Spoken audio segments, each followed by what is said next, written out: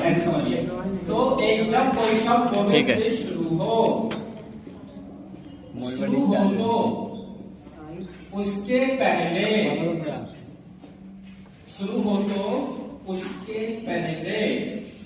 क्या लिखेंगे? वोवेल से शुरू हो तो उसके पहले क्या होगा?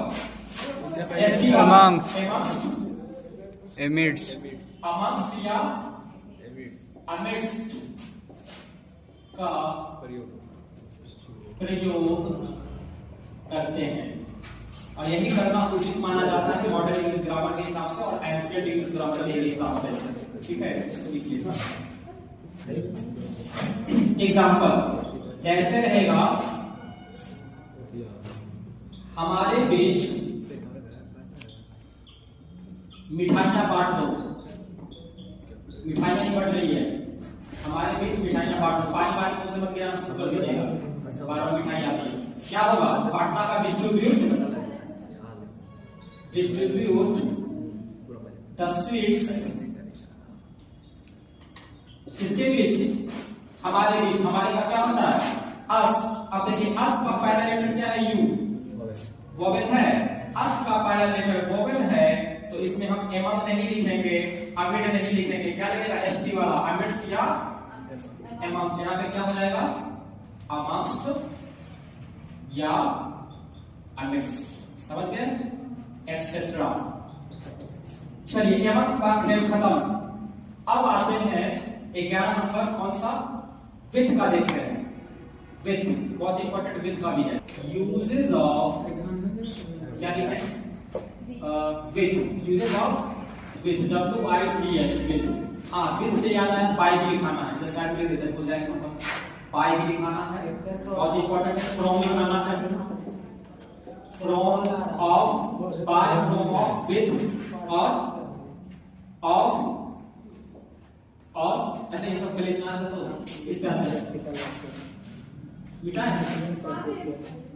देखिए, विथ की हिंदी में बात क्या होती है? के साथ। विथ का मतलब होता है के साथ, जिएंगे साथ, मरेंगे साथ, के साथ। असंभव, ऐसा ऋषि कोई बोले असंभव। क्या होगा? विथ का मतलब के साथ। यूजेस ऑफ विथ का मतलब के साथ। क्या होता है समझिए। जैसे कोई सेब खाए हैं, सेब या कोई फल खाए हैं, खाते ही हैं। जब खाते हैं फल तो कई बार काटते हैं चाकू से, तो जब इंस्ट्रूमेंट से कोई चीज काटते हैं, अब समझिए ये सेब है, सेब नहीं केक है। मान लीजिए 10 रुपए का केक है, सेब इसी शेप का सेब नहीं केक है। मान लिया जाए केक है, जैसे मानते हैं माना कि इस संख्या बराबर x, इसमें माना कि ये केक है, ये चाकू है। अब समझिए, इस केक को हमको बांटना है सबको, इतना ही को काट रहे हैं। इसे काटे, कट। अब देखिए, काटने के दरमियान क्या हुआ? मेरे हाथ में चाकू है, चाकू मेरे हाथ से सटा हुआ है।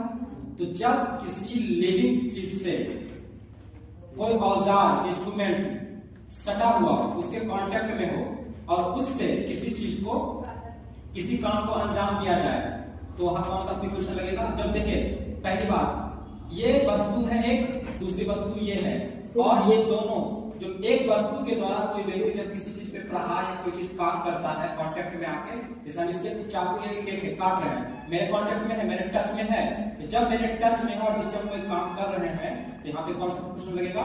विथ का। फिर एक एग्जांपल समझते हैं, ध्यान दीजिएगा। जो एक चीज तो मेरे कांटेक्ट में है, दूसरा चीज भी मेरे कांटेक्ट में किसी न किसी रूप से आ गया। देखिए, तीनों सट गया।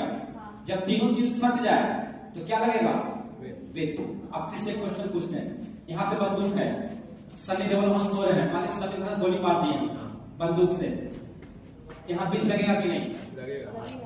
लगेगा। क्यों लगेगा? कांटेक्ट में है। बंदूक मेरे हाथ में है, सनी हमारे हाथ से दूर है। बंदूक से मारे मतलब बंदूक फेंक के मारेंगे, बंदूक की गोली से जाएगा, बंदूक गोली गई, कांटेक्ट टूटा।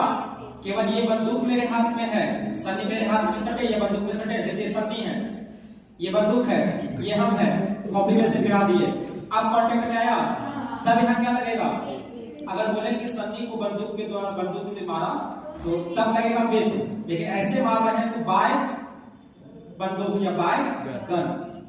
फिर से समझिए, सेब है, सेब को काट रहे हैं, सेब चाकू का इसमें सटा, हम भी सटे हुए हैं इस औजार में।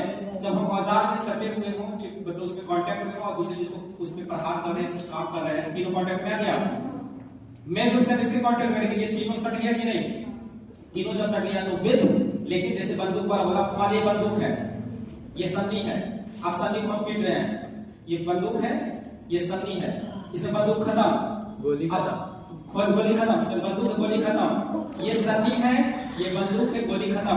अब हम इसको खत्म करना है, तो कैसे गोली मारेंगे? बंदूक से मार रहे ठोक रहे, तो कांटेक्ट में आया कि नहीं? तो यहाँ क्या लगेगा? विद लगेगा। लेकिन ये बंदूक सन्नी है, ये बंदूक से ऐसे मारे गोली से, कांटेक्ट में है, बाय लगेगा। समझ गए? इस चीज का ध्यान रहेगा। हाँ, जैसे किसी को जब छड़ी से पीटेंगे, किसी को जब छड़ी से पीटेंगे, छड़ी, अब इसका समझिए, जैसे ये हाथ है, हाथ में छड़ी से विकास कर किसी को पीट रहे हैं, तो छड़ी कांटेक्ट में आई उसके हाथ में, और दूसरी बात ये छड़ी औजार के रूप में विकास के हाथ में, जिसके हाथ में ये तीनों कांटेक्ट में आया, बाय लगेगा, विद लगेगा। लेकिन छड़ी है, मेरे हाथ में छड़ी है, गुस्सा आया, मैंने परशुराम की तरह फेंक दिया, वो क्या फरसा, फरसा फेंकने से परशुराम मारे, क्या लगेगा? बाय। लेकिन परसा से किसी को काट रहे हैं, क्या लगेगा? विद। इस चीज को बस इसी को लिखना है, लिखिए। ए, जब इंस्ट्रूमेंट, भैया अगर दो वस्तु सजीव है, एक वस्तु निर्जीव है बीच में, तो बीच लगेगा? दो वस्तु सजीव है और एक वस्तु निर्जीव है, जिसे आप सब में कोई एक व्यक्ति तो होगा ना, कोई एक सजीव होगा और उसी के हाथ में होगा। आप बैठ जाइएगा भैया कल से। इंस्ट्रूमेंट व्यक्ति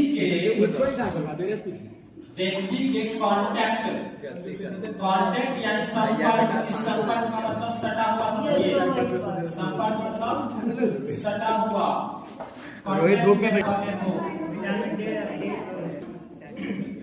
जब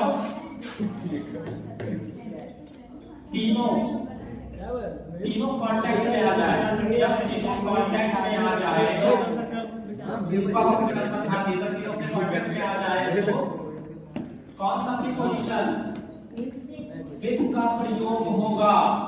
साथ ही लिख लीजिए, अगर कांटेक्ट में ना आए, अगर तीनों, कम से कम तीन होगा ही, अगर तीनों कांटेक्ट में ना आए, अगर तीनों कांटेक्ट में ना आए तो कौन सा ऑप्शन चुनिएगा?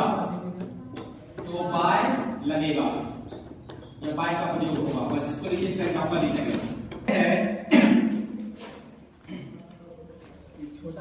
कलम से लिखो, कलम से लिखो। अब कलम से हम लिख रहे हैं, लिखने में सटेगा ना, कि ऐसे करेंगे, आबरा का डावरा लिखा गया, कांटेक्ट में तीनों आएगा तो लिखेंगे, क्या लिखेंगे? राइट विथ क्या? पेन, या राइट विथ अ पेन। ठीक है। दूसरा, चाकू से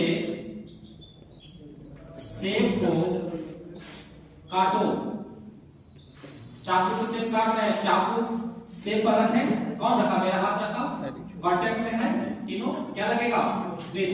राइट विथ अ पेन, या चाकू से सेब को काटो, तो कट द एप्पल या कट एन एप्पल किससे? विथ द नाइफ या with a knife, KNIFE, knife का मतलब चाकू, नाइफ में वाइफ नहीं, ध्यान रखिएगा, नाइफ का मतलब चाकू। ठीक है, चाकू से काटो।